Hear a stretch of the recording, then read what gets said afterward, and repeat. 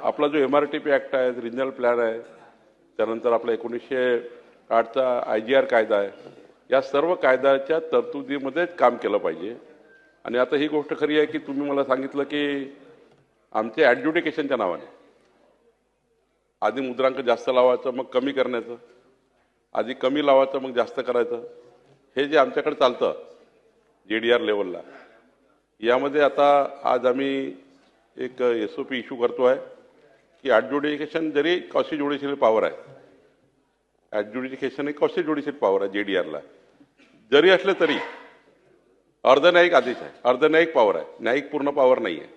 अर्धन्यायिक अधिकार वापरताना स्टॅम्प ॲक्टचं पालन केलं पाहिजे आणि स्टॅम्प ॲक्टचं पालन न करता ॲड्ज्युडिकेशन करणे हे सुद्धा गैरप्रकार आहे, हा सुद्धा गुन्हा आहे।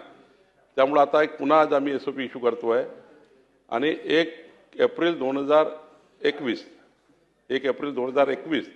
ते 31 मार्च 2026 पर्यंत जे काही ॲड्ज्युडिकेशन झाले राज्यामध्ये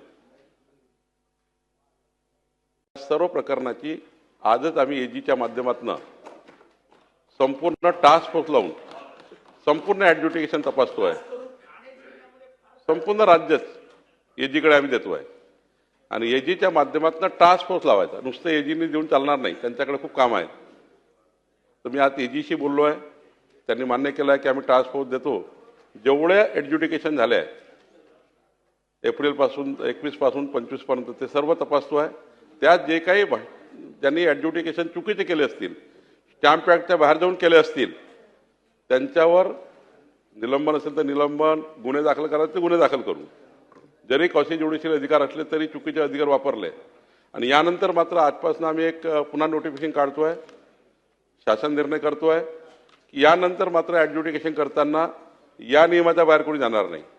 या नियमाच्या बाहेर जाऊन ज्यांनी ॲड्ज्युडिकेशन केलं ते फौजदारी गुन्ह्यास पात्र ठरतील, असाही एक निर्णय आम्ही करतोय।